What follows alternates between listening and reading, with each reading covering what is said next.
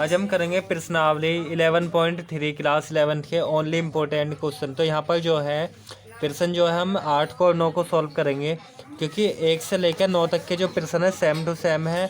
अगर मैं इसको करूँगा तो ये वाला भी कर सकता हूँ, आप ये भी कर सकते हो, ये भी, क्योंकि जो है इसमें दो कंडीशन के सवाल है। एक बार तो एक्स अक्ष पर मान बड़ा होएगा, एक बार वाई अक्ष पर रहेगा।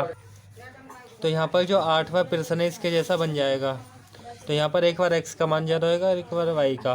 तो यहाँ पर हमसे पूछा क्या, प्रश्न में लिखा है 1 से 9 तक के में प्रत्येक दीर्घवृत्त में नाभियों और शीर्षों के निर्देशांक, दीर्घ और लघु अक्ष की लंबाइयाँ, उत्केंद्रता तथा नाभिलंब जेवा की लंबाई। अभी जो है ना दीर्घवृत्त क्या रखा है, दीर्घवृत्त है क्या वो चीज़ मैं बताऊँ, फिर 1 से लेकर 9 तक के प्रश्न को हम करेंगे। तो दीर्घवृत्त जो है ये है, ठीक है, या तो होएगा x² + a² plus y² + b², ये होएगा एक्स अक्ष पर, ठीक है, एक्स अक्ष पर लेटा हुआ है एक तरह से अंडे का आकर करेगा।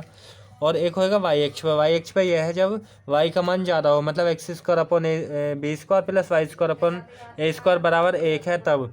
तो इसमें जो है ना ये वाले शीर्ष होते हैं, शीर्ष मतलब शीर्ष के, तो शीर्ष का यहाँ पर हो जाएगा, एक यहाँ पर हो जाएगा, मतलब कि a,0 और नाभि जो बीच में रहेगी, नाभि मतलब जो टूंडी होती है वही, तो c,0 लिखेंगे और केंद्र जो 0,0 होता है, और यहाँ पे 0,b हो जाएगा, और यहाँ पे 0,-b होएगा जब ये एक्स अक्ष पर हो, और वाई अक्ष पर होगा तो सीधा रहेगा, ठीक है। तो अब जो हम क्वेश्चनों को करते हैं, तो क्वेश्चन नंबर 8 लिख लिया मैंने। 8 को जो है इसके जैसा बनाऊंगा मैं, फिर जो आपको ये वाला भी समझ आ जाएगा, ये वाला भी समझ आएगा। तो यहाँ पर जो है मैंने प्रश्न नंबर 8 को लिख लिया, अब इसको सॉल्व कर ले रहे हैं। तो यहाँ पर जो है ना 16 जो है ना 16 को मतलब कि उधर कर देंगे, x² अकेला रखना है हमें। तो 16 या तो कॉमन ले लो या ऐसे कर सकते हो, दोनों तरफ जो है 16 से डिवाइड कर देना, इधर भी 16 से, इधर भी, दोनों तरफ 16 से भाग हो जाएगी, ठीक है। या तो लिख दो दोनों पक्षों में 16 से भाग करने पर, या 16 को कॉमन कर लेना। अगर 16 हम कॉमन लेंगे तो यहाँ पर हो जाएगा x² प्लस में यहाँ पर हो जाएगा इसके अपॉन में हो जाएगा 16, क्योंकि यहाँ y² तो है ही है, y² अपॉन में 16, और यहाँ पर हो जाएगा 16। अब 16 जो है गुणा में है तो इसके आ जाएगा अपॉन में, तो यहाँ पर हो जाएगा x² प्लस में y² अपॉन में 16, और बराबर हो जाएगा 16 अपॉन में 16, और 16 से जो है 16 एक बार कट जाएगा, तो यहाँ पर बचेगा x² प्लस में y² अपॉन में 16 बराबर 1 हो जाएगा। अब इसको जो है हम उसके जैसे ही बनाएंगे, जैसे कि यहाँ पर जो क्वेश्चन है ना मैं दिखाऊँ किसके जैसा बनगा। यहाँ पे x² अपॉन 36 और y² अपॉन 16 के जैसा बनगा, मतलब जो 36 है ना इसको भी हम स्क्वायर में बनाएंगे, जैसे x² बनना है ना वैसे ही। तो यहाँ पर जो है 36 है, लेकिन यहाँ पर जो 36 ना होगा 1 है, एक तो सबके अपॉन में होते ही है, तो यहाँ पर हम 1 लिख सकते हैं, और इसको भी हम स्क्वायर में बनाएंगे, x² अपॉन 1 को लिख लेंगे 1 का स्क्वायर करके, और प्लस में y² अपॉन 16 को लिख लेंगे 4 का स्क्वायर, क्योंकि 4 के स्क्वायर करेंगे 16 आ जाएगा, और यहाँ पर 1 होगा। अब ये जो है इसकी दीर्घवृत्त की समीकरण के जैसा बन गया, जैसे ये है x² upon a² plus y² upon b², मतलब कि जो नीचे वाला डिजिट है ना उसको स्क्वायर में ही बनाना, जैसे ऊपर बना ना वैसे ही यहाँ पे। तो यहाँ पर जो है मैंने ये बना लिया है, तो यहाँ पर जो है 1 को स्क्वायर में लिख लिया इससे। अब हम दीर्घवृत्त की समीकरण से तुलना कर लेंगे, हम इस बात को लिख देंगे कि x² अपॉन में a² प्लस y² अपॉन में b² बराबर 1 से तुलना करने पर, इससे तुलना करेंगे, से तुलना करने पर, इससे तुलना करने पर लिख देंगे, और तुलना करेंगे तो स्क्वायर के बराबर हो जाएगा, तो a² भी इसके बराबर, मतलब स्क्वायर वगैरह सब कंपेयर करा तो a के बराबर 1 होगा, सीधा a बराबर 1 होगा। और b की वैल्यू देखेंगे तो b की वैल्यू 4 हो जाएगी, ठीक है, a की निकाल ले b की। अब हमसे जो दीर्घवृत्त जो है, दीर्घवृत्त चलो मैं बना के दिखाऊँ, रफली बना दे रहा हूँ यहीं पे ही, ठीक है, मतलब इस तरह हो जाएगी एक लाइन, और एक ऐसा हो जाएगी, ये तो x अक्ष की होगी और ये y अक्ष की हो जाएगी, x अक्ष की, और ये y अक्ष की हो जाएगी, और यहाँ पे x डैश कह लो, और इधर में माइनस का y डैश, मतलब y डैश लिख लो। तो यहाँ पर जो है ना ये 1 है, मतलब x की तरफ 1 है, एक्सिस तो ये है, मतलब कि एक बिंदु यहाँ पर होएगा, और जो y वाला 4 है, तो यहाँ पर हम 4 कर लेंगे, जैसे 1 2 3 और ये 4, तो y अक्ष पे 4 तक गया और x अक्ष पे 1 तक गया है, मतलब कि 1 होगा यहाँ पर। तो ये जो y अक्ष पे बनेगा, क्योंकि y अक्ष पे जो मान ज़्यादा है इसका, है ना, तो इसमें जो y अक्ष पे ज़्यादा, तो एक बात और कर लेंगे हम, इस चीज़ को मैं चलो बता ही दूँ, पहले हम इसको बना ले रहे हैं, ठीक है। तो जैसे 4 यहाँ पर आएगा बिंदु, और यहाँ भी 4 आ जाएगा, और एक जो है यहाँ पर आएगा करीब, यहाँ पे तो आएगा, और एक यहाँ पर आ जाएगा। जैसे एक होगा, यहाँ भी एक होगा, यहाँ पे एक होगा माइनस का 2 3, यहाँ पे हो जाएगा माइनस का 4, और इधर में जो है 4 हो जाएगा। तो ये जो दीर्घवृत्त है कुछ इस तरह बन जाएगा, ऐसे चला जाएगा दीर्घवृत्त। तो यहाँ पे जो है ऐसे चला जाएगा, है ना, ये दीर्घवृत्त ऐसा बना। तो इसके शीर्ष जो है ये हो जाएंगे, मतलब कि 4,0 हो जाएगा, क्योंकि यहाँ पे नहीं 0,4, क्योंकि यहाँ जो है वाई अक्ष पे है। और यहाँ पर हो जाएगा ये वाला जो पॉइंट है 0,-4, और ये वाला जो शीर्ष है ये होगा, क्यों मैं ये बता रहा हूँ। और इसको भी हम थोड़ा सही कर लेंगे, क्योंकि ये वाला जो है ना ऐसा हो जाएगा। अगर ये जो है हमें ये जो दीर्घवृत्त है वो देखना है कि वाई अक्ष पर बनेगा या एक्स अक्ष पर बनेगा। अब ये जो वाई अक्ष पर बना है, मतलब कि इस तरह बना है, तो यहाँ पे x square upon b square होगा, और वाई स्क्वायर अपॉन में ए स्क्वायर। तो यहाँ पे इसको चेंज कर लेंगे, यहाँ पे जो है एक्स स्क्वायर अपॉन ए स्क्वायर ना करके इसे बी स्क्वायर लिख लेंगे, और वाई स्क्वायर अपॉन में ए स्क्वायर लिखेंगे। और इसको लिखेंगे ही क्यों, क्योंकि भाई जो मान बड़ा होएगा उसी को हम ए मानेंगे। बड़ा मान ये है 4, तो ये वाला हो जाएगा 4, तो ए का जो मान हो जाएगा वो 4 हो जाएगा, और बी वाला हो जाएगा 1। आई बस समझ में।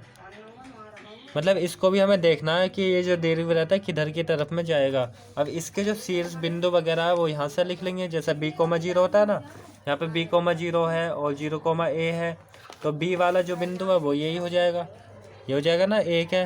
मतलब कि हम लिख लेंगे 1,0, क्योंकि एक्स अक्ष पे। और इधर में बात करेंगे तो यहाँ पर हो जाएगा माइनस का 1,0 हो जाएगा, और इधर वाला तो लिख ही लिया है। और इसके नाभि वगैरह यहाँ पर हो जाएंगी, नाभि होती है सी वाली। अब सी का मान तो अभी हमने निकाले ना, तो सी का मान निकालने के लिए फॉर्मूला होता है, यहाँ पर मैं लिख दे रहा हूँ, सी स्क्वायर बराबर होता है ए स्क्वायर माइनस का बी स्क्वायर। ये फॉर्मूला होता है सी का मान निकालने के लिए, सी मतलब कि नाभि। तो यहाँ पर जो सी का मान निकालेंगे, सी मतलब नाभि, यहाँ पे लिखना चाहो लिख सकते हो कि हम नाभि निकाल रहे हैं, ठीक है, नाभि। या नाभि हमें जो है, मान लो कि नाभि हमें ना दी हुई हो, मतलब ए दे रखा हो और सी का मान दे रखा हो, मतलब नाभि दी हुई हो और बी का मान ना दे रखा हो, तब भी यही लगाएंगे। तो यहाँ पर हो जाएगा सी स्क्वायर बराबर ए का मान जो है 4 है, 4 स्क्वायर लिखेंगे, और माइनस जो है बी का मान 1 हो जाएगा। या तो स्क्वायर को इधर लाकर रूट भी बना सकते हो यहीं पर भी। तो यहाँ पर हो जाएगा सी स्क्वायर बराबर 4 के स्क्वायर 16, और 1 का स्क्वायर करेंगे तो 1 ही हो जाएगा। तो सी स्क्वायर बराबर हो जाएगा 15, और सी का मान निकालेंगे तो अंडर रूट में हो जाएगा 15। अब यहाँ पे प्लस माइनस भी लगा सकते हो, ठीक है, या प्लस माइनस हम अकॉर्डिंग टू क्वेश्चन वहीं पे लगा देंगे, ठीक है। सी की वैल्यू निकल गई। अब इसकी जो है फैक्टर तो हो ना सकते हैं, जैसे 3 5 15, 3 गुणा 5 होगा। तो सी जो है ये नाभि है, ये जो निकाला है ना हमने नाभि है, नाभि के शीर्ष, क्योंकि नाभि होते हैं यहाँ पर होगी नाभि करीब, और एक यहाँ पर होगी। तो नाभि जो इसकी हो भी जाएगी, चलो मैं लिख भी दूँ, यहाँ पे 0,c होएगी, सी का मतलब रूट में 15, रूट 15 लिख लेंगे यहाँ पे। और यहाँ पर जो होएगी, यहाँ पर 0, माइनस का रूट में 15 लिख लेंगे। तो यहाँ पर जो है अब हमने सी का मान भी निकाल लिया और बी का निकाल लिया। अब जो हमसे पूछा वो बता देंगे। तो दीर्घवृत्त में नाभियों और शीर्षों के निर्देशांक। तो यहाँ पर जो है ना प्रश्न में हमसे ये पूछा है कि दीर्घवृत्त में नाभियों शीर्षों के निर्देशांक, दीर्घ अक्ष की लंबाई और लघु अक्ष की लंबाई, उत्केंद्रता, नाभिलंब जीवा की लंबाई।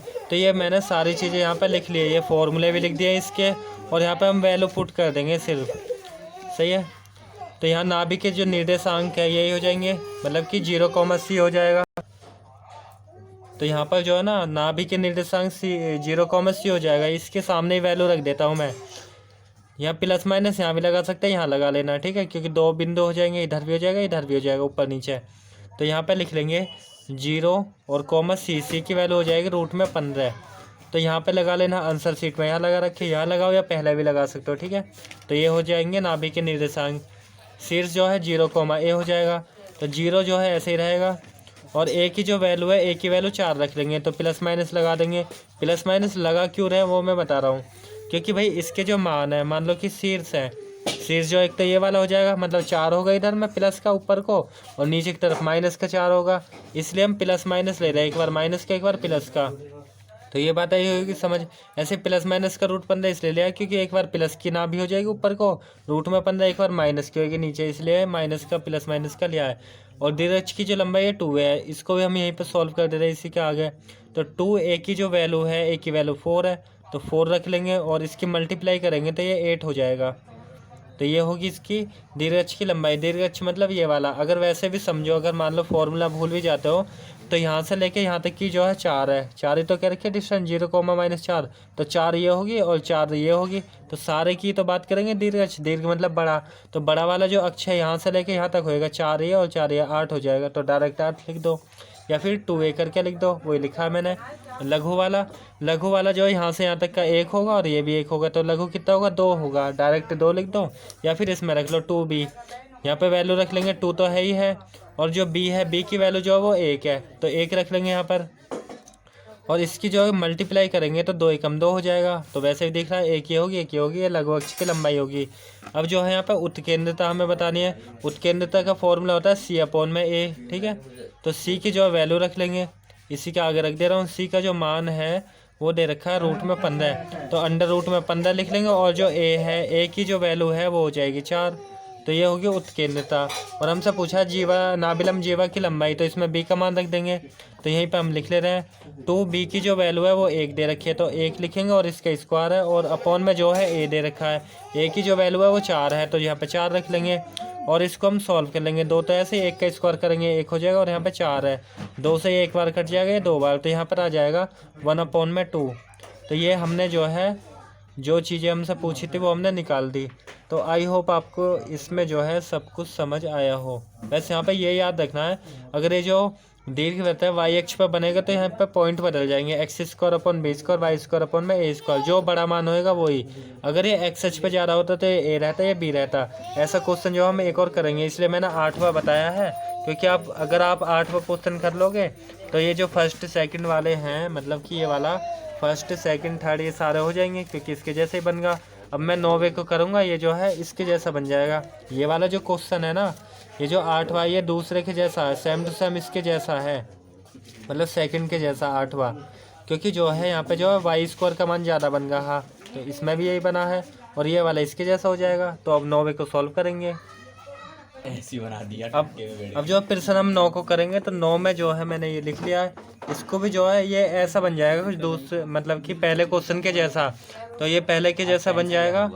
तो यहाँ पर मैंने क्वेश्चन लिख लिया, इसमें जो है तो हम कॉमन ले लेंगे, 9 भी लेना पड़ेगा, 4 भी लेना पड़ेगा, 9 चौक 36, मतलब 36 कॉमन लेना पड़ेगा।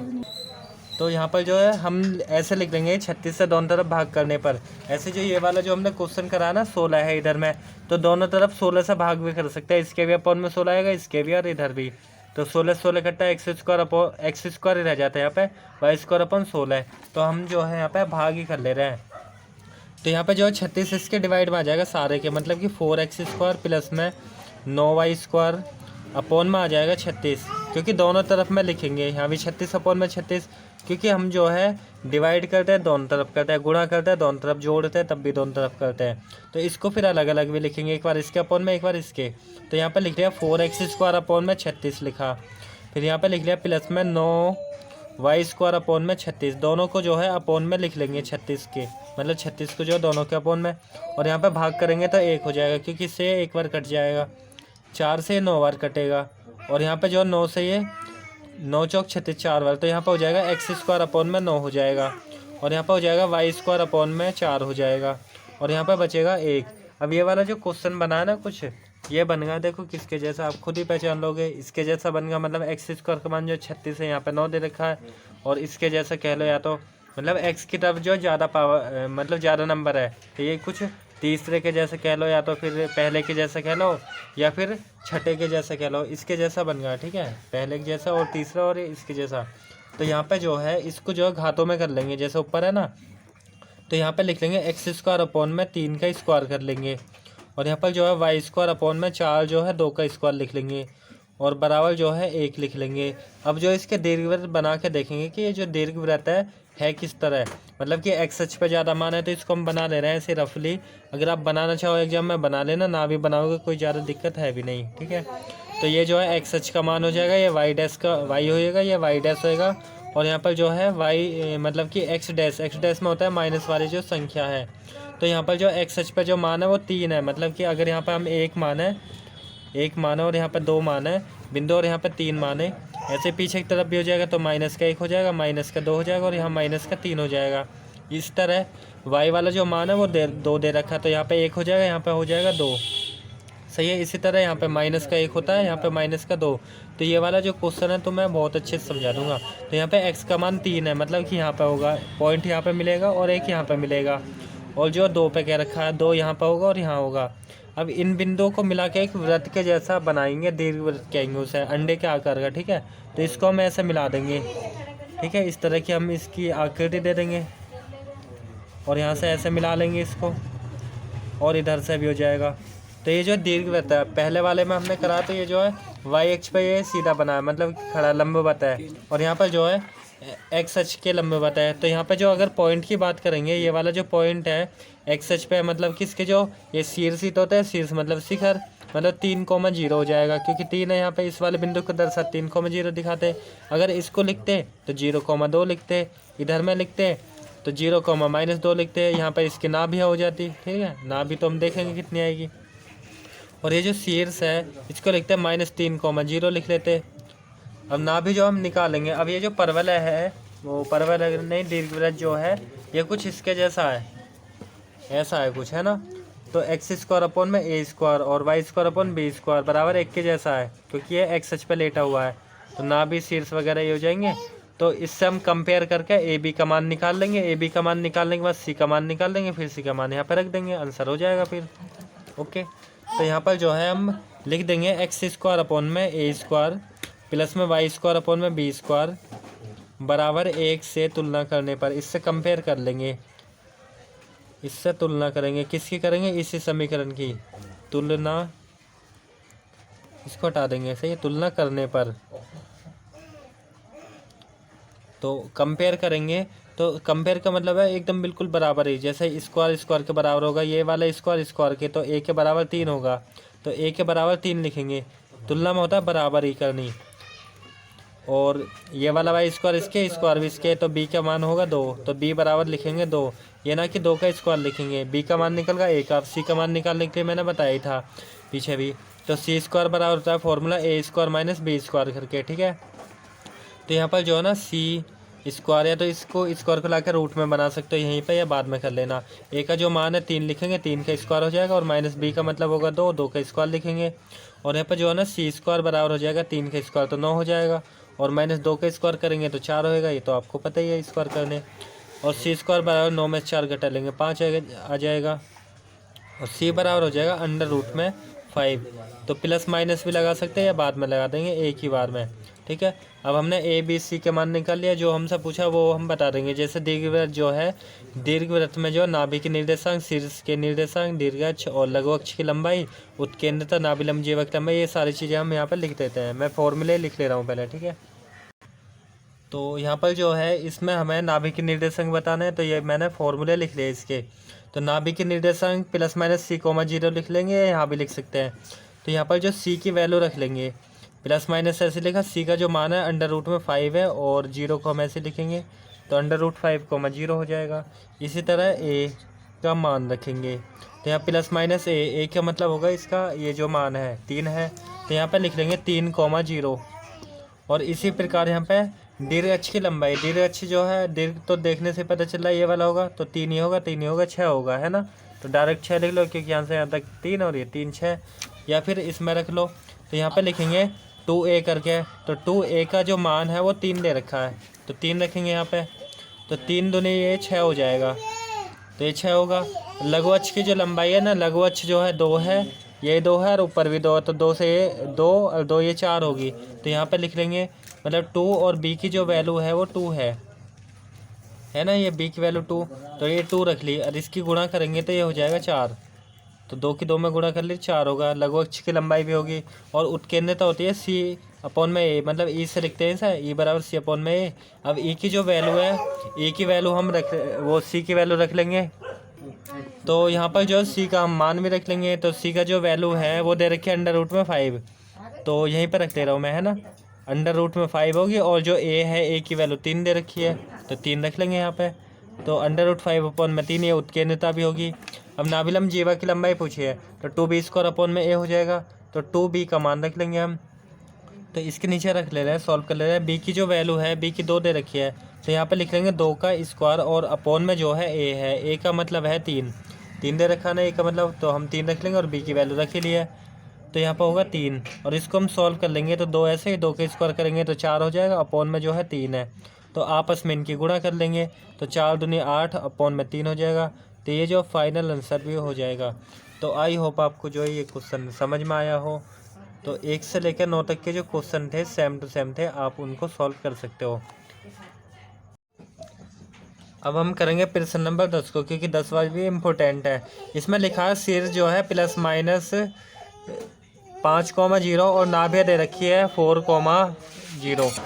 तो इसमें जो है ना ये सीरीज दे रखी है नाभि, तो सीरीज तो हमें पता है कि भाई 1,0 होता है ना, और ये जो है सी है, तो हम जो है बी का मान निकालेंगे। यहाँ पर प्रश्न में क्या रखा है, निम्नलिखित प्रश्नों 10 से 20 तक प्रत्येक में दिए गए प्रतिबंधों को संतुष्ट करते हुए दीर्घवृत्त का समीकरण ज्ञात करना है। तो हमें दीर्घवृत्त का समीकरण निकालना है। दीर्घवृत्त का समीकरण होता है जैसे कि ये वाला, ठीक है, या तो इस तरह बनेगा, इस तरह बनेगा। तो यहाँ पर जो सीरीज दे रखा है ना +- का 1,0 मतलब कि इस तरह है, तो ये वाली समीकरण बनेगी, मतलब कि ए का और बी का मान निकालेंगे हम। तो यहाँ पर जो है ना ये जो हमें दे रखा है शीर्ष है इसके, तो शीर्ष जो है ये ए है और ये जो है बी है, तो हम यहाँ पे लिख लेंगे ए बराबर 5 और बी लिखेंगे, बी नहीं मतलब कि सी की जो वैल्यू है वो हो जाएगी 4, क्योंकि जो है शीर्ष दे रखा है और नाभि दे रखा है। अगर कंपेयर करना चाहे तो कंपेयर ऐसे कर लोगे +-C,0 से तुलना करने पर, और इसकी करोगे तो +-A,0 लिखोगे तो ए का मान और सी का आ जाएगा। अब हम बी का मान भी निकाल लेंगे, तो बी का, अब ये जो ना ये जो दीर्घवृत्त है ना ये एक्स अक्ष पर होएगा, क्योंकि जो है पहला एक्स का मान है यहाँ पर शुरू में दे रखा है ना, और बाद में 0 दे रखा है। तो यहाँ पर सी का मान निकालने के लिए फॉर्मूला है C² बराबर A² - का B² करके। तो यहाँ पर जो है सी का मान निकाल लेंगे हम, वो मतलब कि बी का, तो सी की वैल्यू हम रख देंगे, सी की वैल्यू जो 4 दे रखी है, स्क्वायर ऐसे लिखेंगे, और यहाँ पर ए की वैल्यू 5 दे रखी है और स्क्वायर ऐसे माइनस बी का मान रख लेंगे हम। तो बी का जो मान है वो तो दे ना रखा, वो निकाल लेंगे इसे। तो 4 के स्क्वायर हम 16 कर लेंगे, 4 गुणा 4 करेंगे तो 16 आ जाएगा, और 5 के स्क्वायर करेंगे 25 हो जाएगा, और यहाँ पर जो है B² है, B² का हमें मान निकालना, तो B² को इधर ले आता है, तो B² माइनस का तो इधर आ गया प्लस का हो जाएगा, माइनस की संख्या इधर आती प्लस होगी, तो यहाँ पर बचेगा 25 माइनस का 16, और 25 में से हम 16 को घटा लेंगे, तो यहाँ पर हो जाएगा B² बराबर 25 में 16 घटाएंगे 9 आ जाएगा। और हमें जो है B² का मान, या तो B² का मान ही रख देंगे सीधा, या फिर बी का मान निकालेंगे, अंडर रूट में आ जाएगा, क्योंकि हमें तो x² मतलब दीर्घवृत्त की समीकरण बतानी है। या तो इतने रहने दो, या फिर ऐसे लिख सकते हो कि अंडर रूट में जो 9 हो जाता है, और बी की जो वैल्यू होती है वो 3 आ जाती है ना। तो ए का मान तो हमने निकाल ही रखा है और बी का मान भी निकल गया है। तो अब जो है हमें समीकरण बतानी है दीर्घवृत्त की, तो ये एक्स अक्ष पे है, तो यहाँ लिखेंगे दीर्घवृत्त का समीकरण। दीर्घवृत्त, तो हमें यहाँ पर दीर्घवृत्त का समीकरण बताना, इसके लिए फॉर्मूला होता है, यहाँ पर लिख दे रहा हूँ मैं, कि x² अपॉन में A² और अपॉन में फिर प्लस में y² अपॉन में B² बराबर होता है 1, ये फॉर्मूला है। अब इसमें जो हमें a की वैल्यू रख देनी है, a की वैल्यू जो है 5 दे रखी है, तो 5 लिखेंगे, तो यहाँ पर हमें 5 रख देना है, तो x² अपॉन में a हो जाएगा, a का मतलब 5, इसका स्क्वायर कर लेंगे, और प्लस में हो जाएगा y², तो ऐसे ही। और b की जो वैल्यू है, या तो B² का मान डायरेक्टली रख देंगे 9, या फिर हम मतलब 3 रख दे रहे हैं, 3 और स्क्वायर होगा, और यहाँ पर जो है 1 ऐसे लिखा है। यहाँ पर जो है x² और 5 के स्क्वायर करेंगे तो 25 हो जाएगा, 5 गुणा 5 करेंगे तो, और y² अपॉन में 3 के स्क्वायर करेंगे तो 9 हो जाएगा, और यहाँ पर जो है 1 हो जाएगा। तो ये जो है दीर्घवृत्त का समीकरण हो जाएगा जब x अक्ष पर होगा, ठीक है। इसी तरह अगर ये मतलब शीर्ष इसके बदले हुए होते, यहाँ पर होता और यहाँ होता, ऐसे ना भी बदली हुई होती, तो ये जो y अक्ष पर होता, तो y अक्ष पर भी हम इसी प्रकार निकालते, लेकिन उसमें जो समीकरण होती x² अपॉन B², यहाँ पे x² upon B² y² upon A² करके होती है या नहीं। चलो एक बात, एक क्वेश्चन और समझाऊँ मैं इसके जैसा ही, मतलब ऐसे हिंट दूंगा, करूँगा तो नहीं। तो यहाँ पर जो 10वां क्वेश्चन है वो तो मैंने बता दिया। अगर आप इसको करना चाहोगे तो ये y अक्ष पे है, और ये नाभि दे रखी है, नाभि मतलब कि c की वैल्यू दे रखी है और ये a की दे रखी है। यहाँ पर बात करेंगे तो ये c की मतलब a दे रखा है, शीर्ष तो ये होता है, नाभि जो c है। दीर्घ अक्ष के अंत बिंदु दे रखे हैं, ठीक है, अंत्य बिंदु मतलब कि वही a,0 होगा और ये दूसरा दे रखा है वाई एक्स का। तो हम जो 15 वाले को सॉल्व करेंगे, 15 इंपॉर्टेंट है। यहाँ पे लिखा है दीर्घ की जो लंबाई है 26 है और नाभि जो है 5 ± 5,0 है। तो इसको हम सॉल्व करते हैं। अब जो है हम प्रश्न नंबर 15 को सॉल्व करेंगे। यहाँ पे लिखा है दीर्घ की लंबाई जो है 26 है और नाभि जो है ± 5,0 है। तो 15वें प्रश्न में जो है मैंने यहाँ पे लिख लिया 15वें क्वेश्चन को। तो यहाँ पे जो है दीर्घ की लंबाई जो 26 है और दीर्घ की जो लंबाई पहली बात तो ये एक्स अक्ष पे होगा, ये जो परवलय है, क्योंकि जो नाभि जो है ये सी होती है, C,0 है। अगर यहाँ पे बिंदु करके दिया होता मतलब कि शीर्ष देता तो ए होता उसमें A,0। तो दीर्घ की जो लंबाई है उसे हम 2a करके लिखते हैं। तो यहाँ लिखेंगे दीर्घ की लंबाई, दीर्घ अक्ष की लंबाई। तो ये जो है दे तो 26 रखे है तो इसके बराबर 2a लिख लेंगे। तो यहाँ पर जो फॉर्मूला होता है 2a करके, ठीक है 2a। और दीर्घ की जो लंबाई है हमें दे रखी है 26, तो इसकी जगह पर 26 हो जाएगा और यहाँ पर जो 2a हो जाएगा। a का मान निकालेंगे गुणा में तो इसका अपॉन में आ जाएगा। तो a बराबर हो जाएगा 26/2 और 2 से भाग करेंगे तो 13 बार हो जाएगा। तो a की जो वैल्यू आएगी वो 13 आ जाएगी। a का मान निकाल लिया और c का तो यहाँ दे ही रखा है और c बराबर लिख लेंगे तथा c = दे रखा है 5, ये तो दे ही रखा है। यहाँ पर हम लिख लेंगे ±5 मतलब कि C,0 से कंपेयर करने पर लिखना चाहे लिख सकते हैं, डायरेक्ट लिख देना C हो जाएगा। तो अब हमें A का मान तो निकाल लिया, B का मान भी निकालेंगे जैसे हमने यहाँ पर निकाला है ना। A का मान तो दे रखा है, B का निकाला है इस फॉर्मूले से। तो ऐसे जो हमें C² = A² - B² लगाएंगे और B का मान निकाल के उसमें रख देंगे दीर्घवृत्त के समीकरण में। तो यहाँ पर लिख लेंगे C² बराबर हो जाएगा A² - B² करके, ये फॉर्मूला है। तो C² का जो मान है वो 5 दे रखा है, 5² हो जाएगा और A² का जो मान है वो 13 हो जाएगा और स्क्वायर ऐसे रहेगा और माइनस लगाएंगे B² और यहाँ पर 5 के स्क्वायर करेंगे तो 25 हो जाएगा और यहाँ पर जो है 13 का जो स्क्वायर है उसको करेंगे तो 169 हो जाएगा, 13 × 13 और B² ऐसे लिखा। B² को इधर लाएंगे तो प्लस का हो जाएगा, माइनस वाला इधर रखे यहाँ पे 169 और जो 25 है इधर आएगा तो माइनस का हो जाएगा। ये पक्षांतर करने आपको आते ही हैं। तो यहाँ पर B² बराबर हो जाएगा, इसको घटाएंगे तो 144। तो B² का मान ही आ जाएगा या B बराबर लिख लेंगे 144 को √ में, ठीक है। और B बराबर जो है ये 12 भी लिख सकते हैं क्योंकि ये 12 का वर्गमूल है। तो B का मान और A का मान निकाल लिया। अब जो है दीर्घवृत्त की समीकरण में रख देना। तो यहीं पे लिख दे रहा हूँ, इसके बाद का यहाँ पे लिख दे रहा हूँ दीर्घवृत्त का समीकरण। तो अब जो हमें यहाँ दीर्घवृत्त का समीकरण बताना, तो ये जो है एक्स अक्ष पे है, ये जो नाभि और दीर्घ की जो लंबाई है। तो यहाँ पे लिखेंगे x² / A² प्लस में y² / B² बराबर हो जाएगा 1। और यहाँ पर x², A का मान हम रख लेंगे इसको मतलब कि 13 का स्क्वायर लिखेंगे और प्लस में हो जाएगा B² मतलब y² / B²। B का जो मान है वो दे रखा है 12 का स्क्वायर लिखेंगे और बराबर हो जाएगा 1। तो यहाँ पर हो जाएगा x² / 13 का स्क्वायर करेंगे तो 169 हो जाएगा, फिर प्लस में y² / 12 का स्क्वायर करेंगे तो 144 हो जाएगा और बराबर में बचेगा 1। तो ये जो है इसका दीर्घवृत्त का समीकरण हो जाएगा। इसमें जो वैल्यू रख दी है A और B की। तो आई होप आपको ये 15वां क्वेश्चन समझ आया हो। अब हम करेंगे प्रश्न नंबर 20 को। तो 20 भी इम्पोर्टेंट है, लास्ट क्वेश्चन है। इसमें लिखा दीर्घ अक्ष x अक्ष और बिंदुओं 4,3 और 6,2 से जाता है, उसकी हमें दीर्घवृत्त का समीकरण निकालना है। समझ आया, इतने से जाता है उसकी हमें समीकरण ज्ञात करनी है। तो यहाँ भी जो है इसकी समीकरण निकालनी है दीर्घ अक्ष की, ठीक है, दीर्घवृत्त की। तो यहाँ पर जो दीर्घवृत्त का जो समीकरण है वो मैं लिख दूँ। तो यहाँ पर जो प्रश्न है दीर्घवृत्त की समीकरण मैंने लिख दिया, ये पूछी थी। तो बिंदु इतने और इतने ज़्यादा, तो पहले हम इस वाले बिंदु को रख लेंगे यहाँ पर, ठीक है, एक बार इसे एक बार इसे। तो हम इसको रख लेंगे x, y मान के, x y की जगह पर रख लेंगे। तो यहीं पर लिखना चाहो लिख सकते हो कि बिंदु जो है हम 4,3 को रख देंगे, मतलब कि ये x और ये y यहाँ लिख देंगे रखने पर कहाँ रखेंगे, इसमें रखेंगे दीर्घवृत्त में। तो यहाँ पे जो है x की जगह पर रख लेंगे 4, तो 4 का स्क्वायर हो जाएगा और अपॉन में हो जाएगा A²। हमें जो है ऐसे समीकरण बताने मतलब कि A का और B का मान भी निकालना है, कुल मिला के ये बात है। तो y² अपॉन में 3 का स्क्वायर हो जाएगा और बराबर हो जाएगा 1। अब यहाँ पे 4 के स्क्वायर करेंगे तो 16 आ जाएगा, 4 × 4 और यहाँ पे हो जाएगा A² प्लस में y² अपॉन में 3 का स्क्वायर करेंगे तो 9 हो जाएगा और बराबर जो है 1 हो जाएगा। मतलब यहाँ तो ये बी रहेगा, मतलब वाई की जगह पर रखना 4, ठीक है। तो यहाँ पे 4 होएगा, 4 का स्क्वायर है ना, तो 4 का स्क्वायर रहेगा, 4 का स्क्वायर यहाँ पे हो जाएगा 16।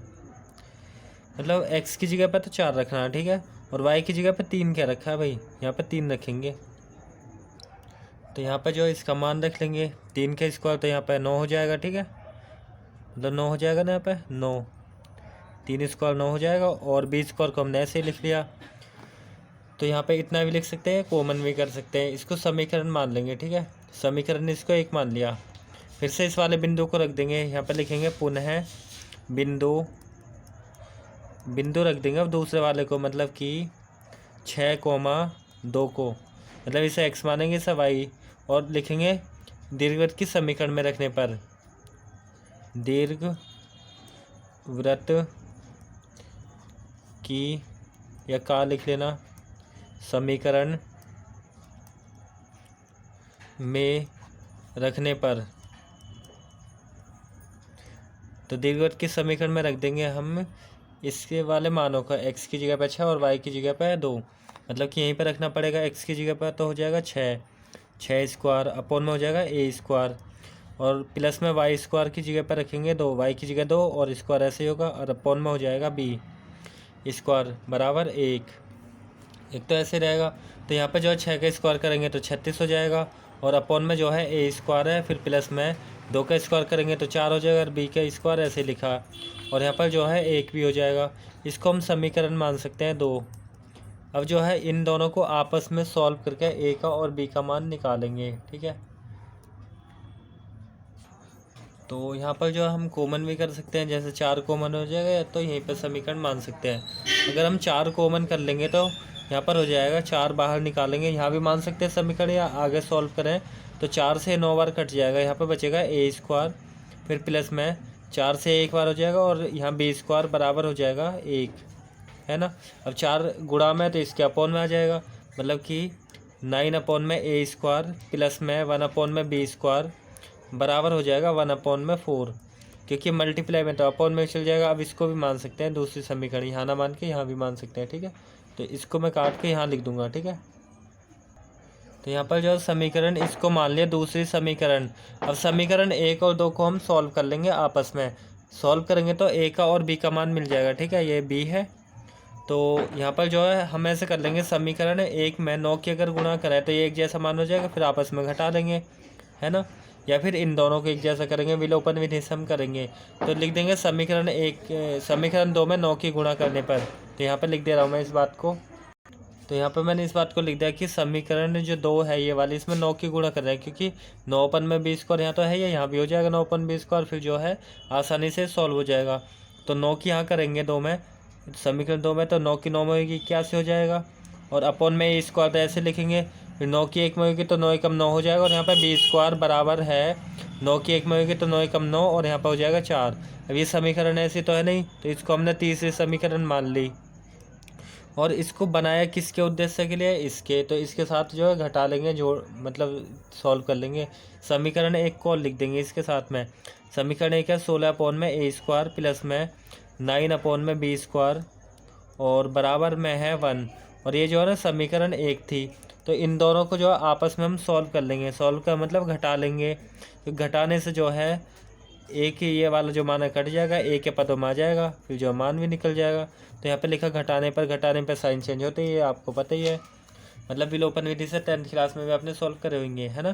तो इस वाले से कैंसिल हो जाएगा, इसमें से इसको घटा लेंगे, तो यहाँ पर हो जाएगा 81 अपॉन में a स्क्वायर, और माइनस का 16 अपॉन में a स्क्वायर बराबर हो जाएगा 9 अपॉन में 4, माइनस का हो जाएगा 1, है ना। जैसे इधर में घटाया इधर भी घटाएंगे, तो यहाँ पे a स्क्वायर हो जाएगा एलसीएम, a स्क्वायर से स्क्वायर डिवाइड होगा, तो यहाँ पे बचेगा 81 माइनस का 16, और बराबर यहाँ पे 4 एलसीएम हो जाएगा, 4 से 4 डिवाइड होगा 9, और माइनस 4 की 1 में गुणा कर लेंगे, 4 एकम 4 हो जाएगा। 81 में से 16 को घटा लेंगे, तो इसको घटाएंगे तो ये हो जाएगा 65, और अपॉन में बचेगा a स्क्वायर, और यहाँ पर जो है घटाएंगे तो 9 में से 4 घटाएंगे 5 हो जाएगा, अपॉन में बचेगा 4।